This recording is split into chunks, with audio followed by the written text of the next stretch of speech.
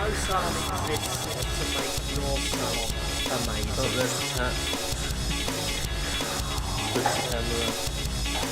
Hello, you pirates and bandits. Well, look, the ship just sank like the Titanic then. Sorry, we were just on live with Aaron Dawn. I am hoping he's going to come back on. He should still be around.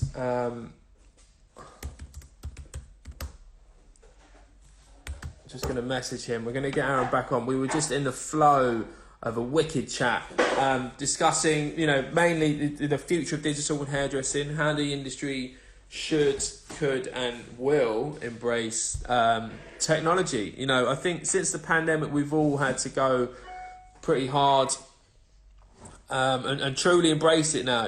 I think there's things coming, but I think we were talking about it's, being put into sometimes, technology isn't always the complete solution. But as long as we ultimately are, saving time and money. Hey, sorry about that. That's all right, mate. It's all good. Rescued behind every great man is a great woman, and my wife has kindly handed over her phone. I won't look. Well done, Mrs. Crows. we appreciate you. Thank you very much. It's still not even. It's plugged in. It's still dead. I'm going to worry about that. Oh, no, we're not. How am I going to scrape the footage? Hopefully it will upload, though, right? Automatically. We'll still be able to grab the footage. I don't know. Yeah, we can. I know. I remember Instagram Live stitched me up when we was doing a Lee Stafford live show, like just before the pandemic, like end of 2019. That was, it was like brilliant.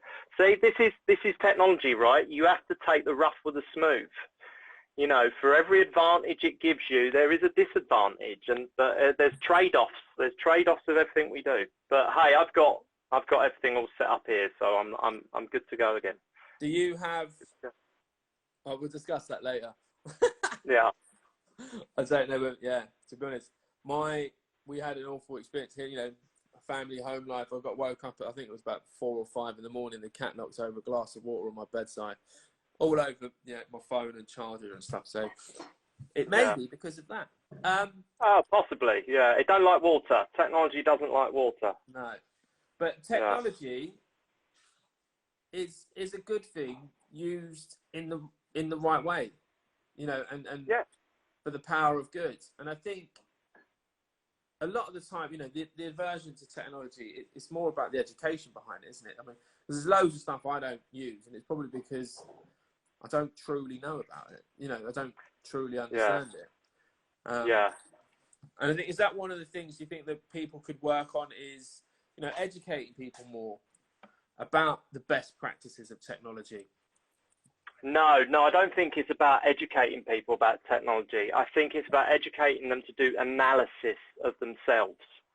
Like you were saying earlier, one of the big influences in my life over the last 4 years is a psychologist called Jordan Peterson. I don't know if you've heard of him. Yeah. But he says one of his very profound lines that really make you think is comparison is the death of joy. And when you analyze that from the context of social media, that's all we're doing all day long. We're comparing ourselves to everybody else in the world. And the human condition hasn't evolved to compare ourselves to 7 billion other people in the world. Do you know what I mean? So can you imagine that bandwidth? Because all our brain is a computer, right? It's a hard drive. It has data inputs. We can see stuff. We can smell stuff. It's exactly the same as the technology on your desktop, but we're obviously organic, right? But it's the same process. So if you're continually comparing yourself to this, that, like Rod, Jane and Freddie, then you're never going to stop, reflect, analyze what it is you're doing well, what it is that's getting you results, and what's saving you time and making you money. Do you know what I mean? So I think what you're suffering is that anxiety-induced competition of social media, that the algorithms are incentivized to make you feel like that. It's the handset that's making you feel I'm in a competition with everybody else on the internet. Well, sorry, that is one way to lose focus on what life is about. Yeah, you know, 100%. if you're trying to compare yourself and trying to compete with everybody on the internet, then you will end up in a funny farm, because it's not possible. It's not possible. So let's focus on what we can control. Let's focus on our own career development. Let's focus on our customers 100%, and let's regain that focus back first. Let's analyze what gives us focus. Now, I'm not saying competition on the internet's bad, because obviously for every Lionel Messi, there's a Cristiano Ronaldo who is pushing Messi to, you know, create more, you know, more goals for himself, because Ronaldo's there pushing him. But it's having that basic understanding away from a lot of the platforms, which are, there's this thing called neuro-linguistic programming. Yeah. And it's essentially this messaging. I saw a great film last night. This is my 14-year-old daughter, right? She's a big fan of Stephen King, the author. Yeah. And he wrote this book in 2005 called The Cell. I don't know if you've heard of it. Have you heard of The Cell? No, not The Cell, no. Right, The Cell is a fantastic, and obviously because he wrote all of this before Facebook, before Instagram, it then takes on another level of like ingenuity and vision what this guy's seen. And essentially it's a zombie epic, but essentially everyone's phone zombies. Everyone got transfixed into this violent psychosis based on whether they was on their phone at this one point where this radio wave went out and corrupted everyone's minds, that everyone became these, you know, psychopathic. Look, from a thought experiment of where we are today, yeah, and this movie being written 20 years ago, the guy's a genius. He saw what was going on then. And the psychosis came from the little whispering of the binary code. Whisper, whisper, whisper, whisper. And if you extrapolate yourself out of that and being surrounded by, you know, screens and social media and this person's doing that, we haven't got the processing power up here. We've not got the RAM in our brains to be able to know what is going on in California, Los Angeles, George Floyd, coronavirus, you know, your daughter at school. We don't have the capacity to be able to be aware of all that stuff. And the second you make yourself this open book to everything that's going on in the world, removes you from what you want to do in the world, if that makes sense. Yeah, I mean, that's extremely profound. I mean, it's,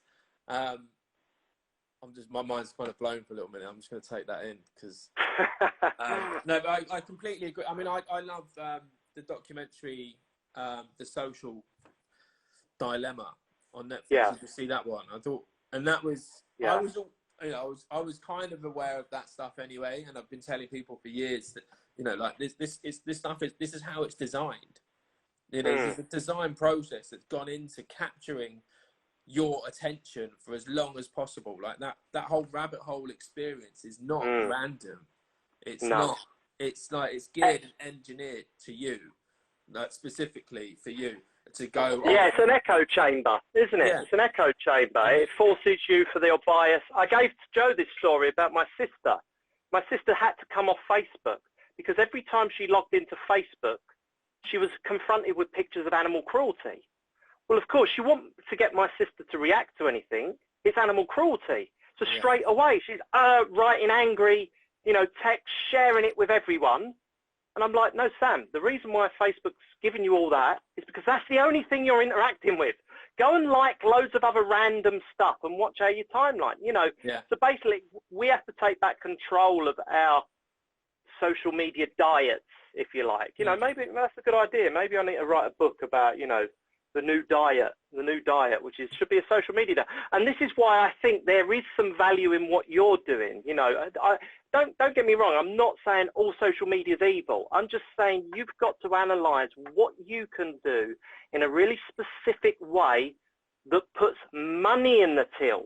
Yeah. Because no other metric counts. No other metric counts. Having 10,000 followers on Instagram is pointless unless Instagram's making you money. So think about it in a practical sense. Every new client you get in the shop, where did you hear about us? oh, Google. All of my clients, they hear about me from Google, not Facebook or Instagram, because they're not in my echo chamber. They're not in my network half of the time, you know, because that's why they don't know about me.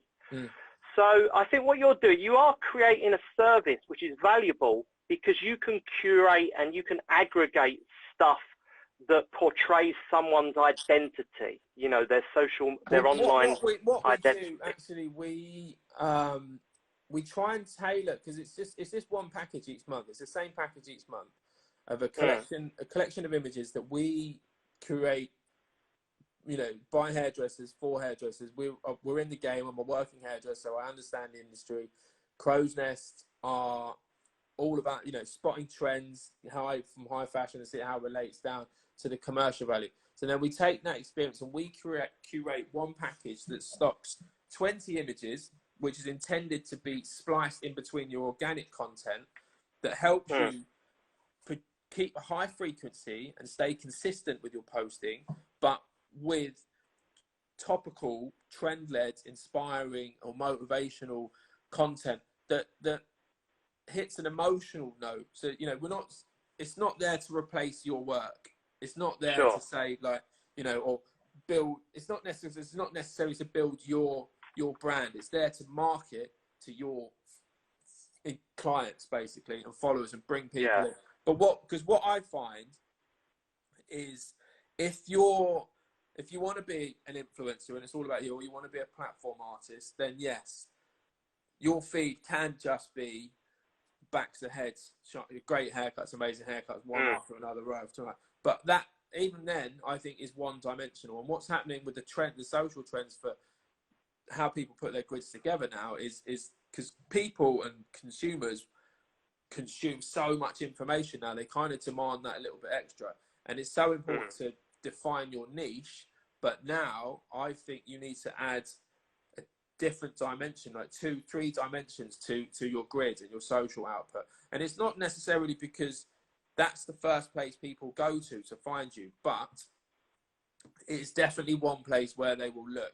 And then ultimately, once they're hooked and they're in, you can then keep that client engaged for 8 weeks, you know, emotionally connected to you. But, you know, because again, if you're just posting pretty hair, pretty hair, pretty hair, pretty hair, pretty hair, all you're doing is selling your product, and you're not connecting emotionally, you're not marketing your brand emotionally. So, you know, you can have ethereal pictures of blondes, if blondes are topical of the moment, you know, not that sit alongside your nice pictures of blondes, which suggest that's what's inspiring you, or it sparks an interest in another client. Well, that's a really pretty picture, you know, and it's all about the caption. So that's where the curation for us comes in, because we write the caption specifically that help you engage your followers and drive people to become new clients and bums on seats. And we put the package together so that it's so accessible. It's under £30, so, you know, less than one average haircut. You have enough content to keep your feed populated for the whole month with engaging content that inspires people, but also drives them back to the business. It's all about the call to action. It's all about how you write the caption, right? To what you're actually driving people to. Yeah. So what you've done is you've basically hacked it. You've basically hacked social media. Yeah. You've got a code. You've got a protocol of how it works, what gets engagement, and you're packaging all that up for the hairdresser who, look, it's fine to admit you're rubbish at something, you know, because only until you admit you're terrible at something can you look to improve, right? Don't let the ego get in the way. You know, don't let your ego get in the way of self-improvement. You can quite easily outsource your social media to someone like Jason. Jason will take care of it, and the results are there. Do you know what I mean? How many people come into your shop because they saw one of Jason's posts on Instagram? Boom. You've got a value there. Great. I've saved all the time because I'm now outsourcing it all to Jason. Yeah. And I've got an extra 15, 20, 30 clients this month because they've found me on Instagram, or they've found me on Facebook, or whatever. So, all right, let's do a case study then, Jason. Go to gosalon.uk, go to my website, and because look, I'm rubbish at marketing. I don't mind admitting I'm terrible at marketing. I think, you know, I've got a creative brain that goes like this, all off on tangents, and I find it very difficult to take that one line and go, right, that's our strap line. You know, Go Salon's strap line, Make Retail Easy, has come about because I've gone, you know, all around the houses with it, and I'm like, okay, convenience converts. So our customers want convenience. They don't want to pick up a bottle and then stick it in their big bag because they're going to the restaurant or they're going to the... So what would be convenient for the customer to get them to buy a product from me in the shop was, oh, scan this code, we'll ship it to your house. Boom, done. Convenient. Customer's going to do that. Now, what else is going to make the customer buy it? Well, if it's the same price as the internet, okay, it's the same price as the internet, so I'm not going to then go somewhere else and buy it because I don't think that's right. I think that's somebody else is profiting from your work then. Do you know what I mean? I don't think that's right. So what I try to do is I try to combine all these things, but when you are trying to make an apple pie, you got to create a universe.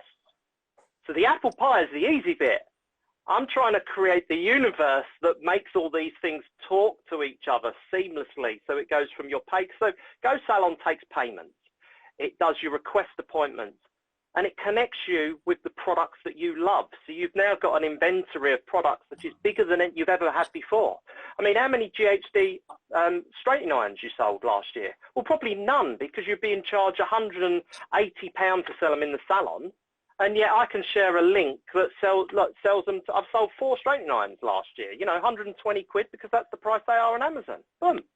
I've sold 4 over buying in a dozen GHDs direct from GHDs and then being forced to sell them for 180 quid in the salon.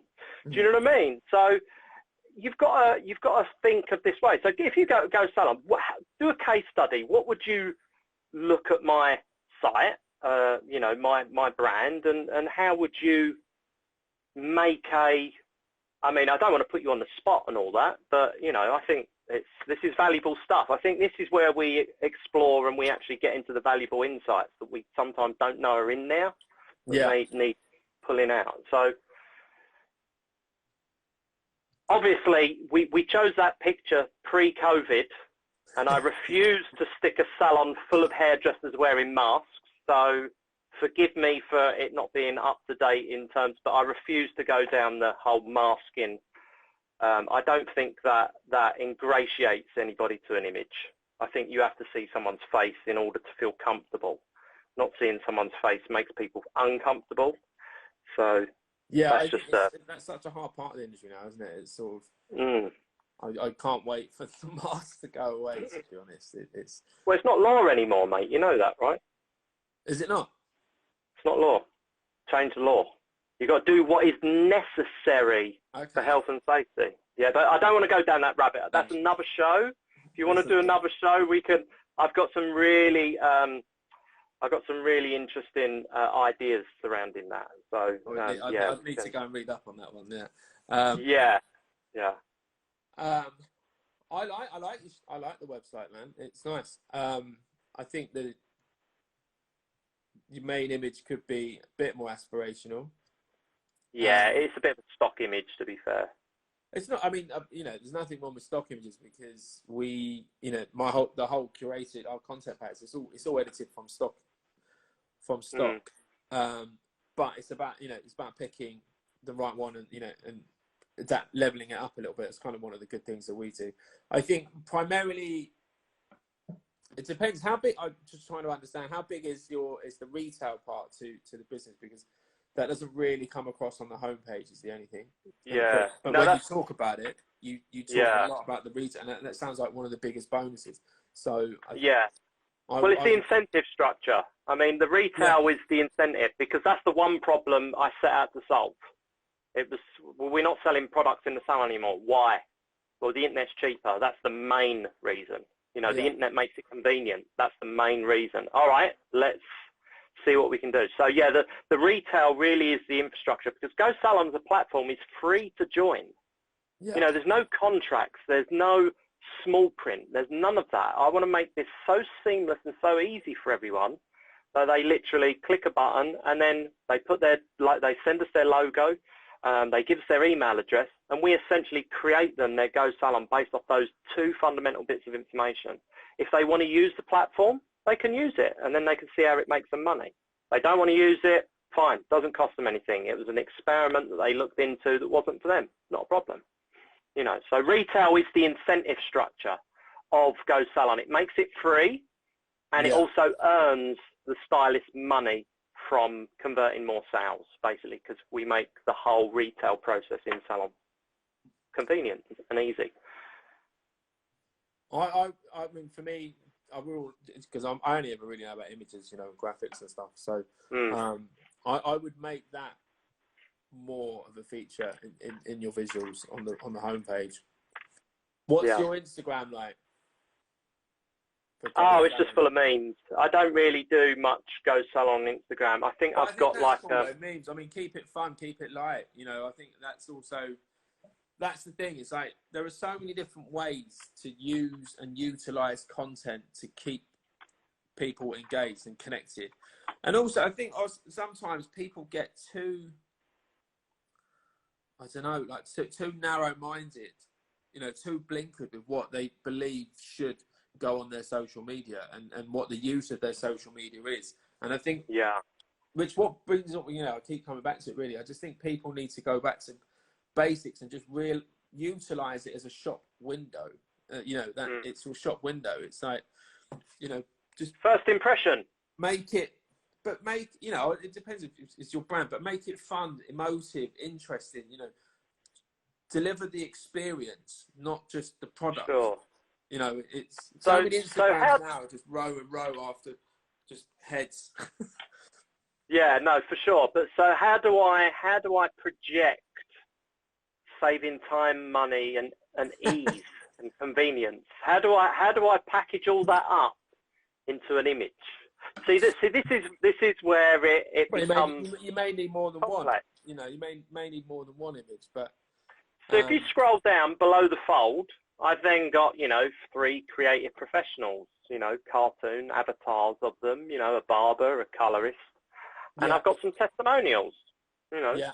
So, you know, obviously above the fold is important, and then, you know, there's the actual sign up bit in the third fold, the third section of the website, and then, you know, so the strap line. Maybe it needs an addition of more, you know, retail focused visual assets. Yeah, I can see what you mean. I suppose I'm trying to get that emotion of fun in the salon, you know, time spent on clients, you know, a chance to sit down. Maybe luxury in a salon is a hairdresser getting a lunch break, you know. Yeah. Because I've added up that because Go Salon, if you can think of like, let me boil it down again. So supermarkets, right? We go in a supermarket and we're confronted with people behind the checkout and the self-service checkouts.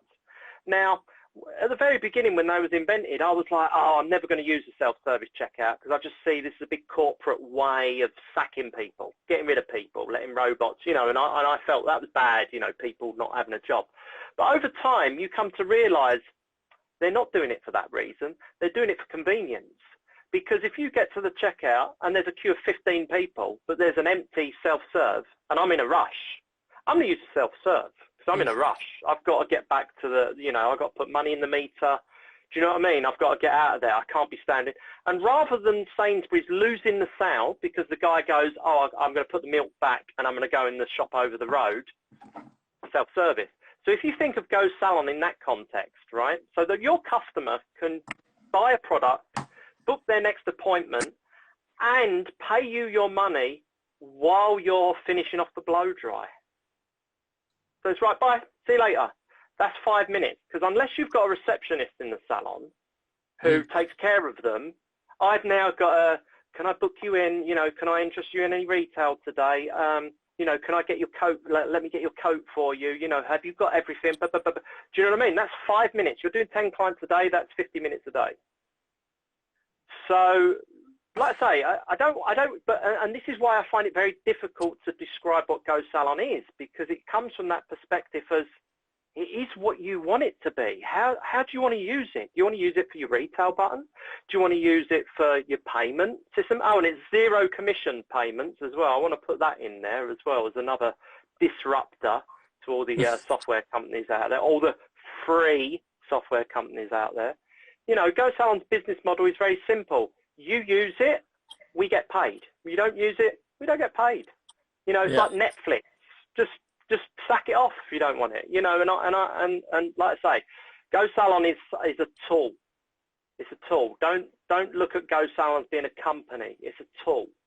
Much like Bitcoin is a tool for the monetary system. I've seen a lot of people screaming at Bitcoin. AD, if you're listening, call me. I need to educate you on the virtues of Bitcoin and why it's important for an abundant future.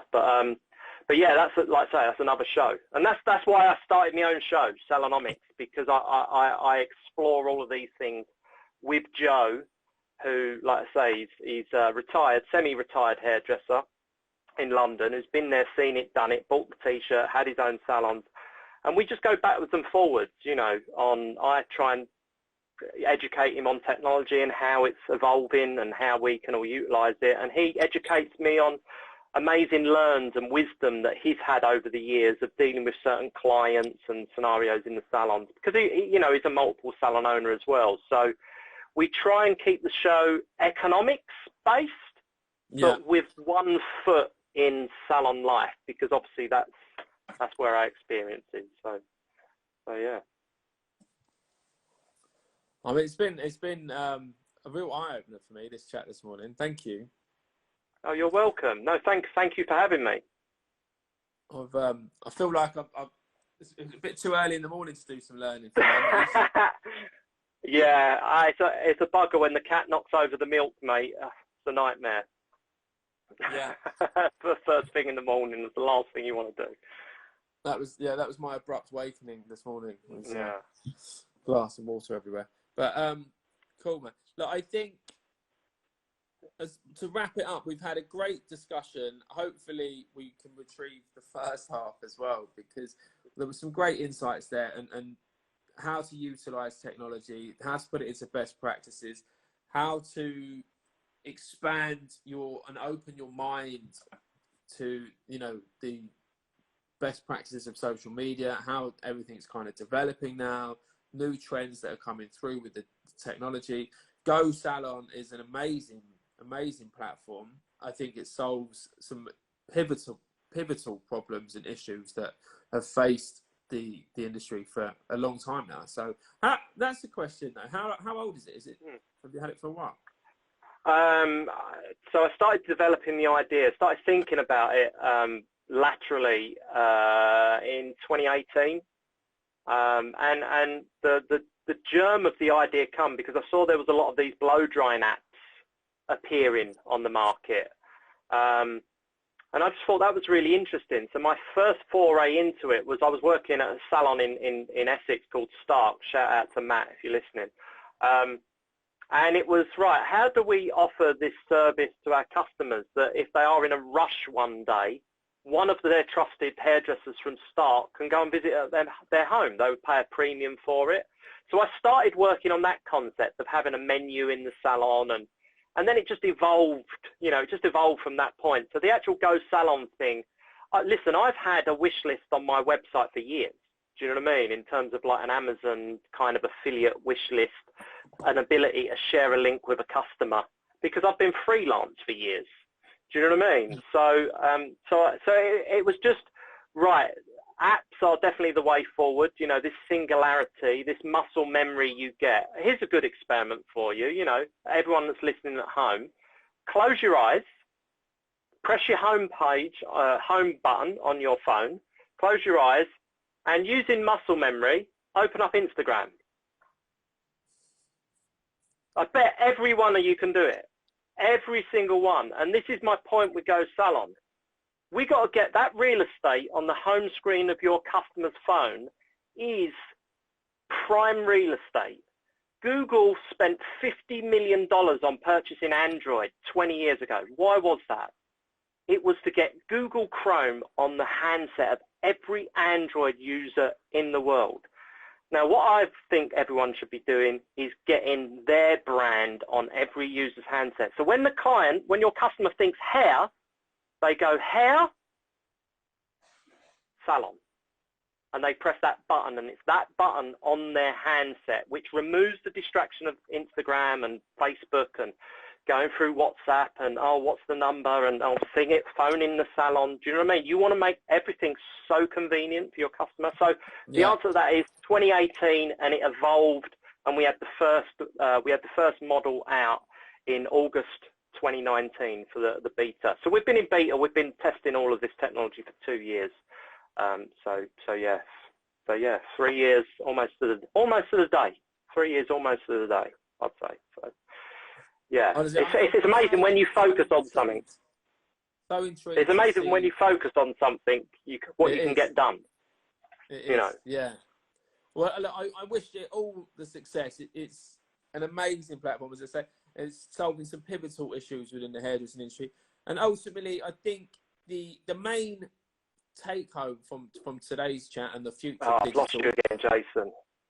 I was just finishing wrapping up for us, mate, and yeah, the take home for today is really that technology and the future of digital in hairdressing is that ultimately technology put into best practices should save you time and ultimately make you money. And if it's not, don't be afraid to ditch it. Absolutely. Well said. Yeah, well said. Well, look, if anyone wants to follow me, I'm very rarely on Instagram these days. You can chase us up on LinkedIn. You can type Salonomics into Google. That'll come up everywhere, from Telegram to whatnot. I'm Aaron Dawn Hair on Twitter. I think, yeah, just type Go Salon in, man. Just go Google Go Salon, gosalon.uk. Put your email address in there, and we'll try and onboard you onto the network as soon as we possibly can. Awesome. Look, thank you for everybody that was watching and everybody that sees this. Hopefully we get the two parts to go together. And yeah, you've been with Croznest. Thank you for joining us today. Anybody that's out there, anybody that's struggling with their social media, anybody that has any level of social anxiety, or you just want to level up your feed, please go check out our curated content packages on croznest.co.uk. Give us a like, give us a follow, and everybody go check out Aaron Dawn Hair. That's it. And I'm going to try and scrape all this together and release it as part of a Salonomics podcast as well. So you can find us on Salonomics podcast. And yeah, as an experiment, put that in the mirror. Is it still coming through backwards? Put that in the mirror and scan that code. Use your camera on your phone. So yeah, do that. What does that do? What will that do? Well, you can basically don't have to type into Google any of those words I just told you. Will it take you to Go Salon? Take you straight to Go Salon. So just open your camera, use your muscle memory, close your eyes, open your camera, scan it, a little finger pop down and go, and you press a button. So yeah, so you don't even have to use Google search anymore. It's amazing. It's amazing. Well, they're not going to be happy about that. But look, keep pushing boundaries, keep disrupting the game, and thanks for joining us, man. We'll see you soon. You're welcome. Thanks, adios, everyone. Cheers, mate.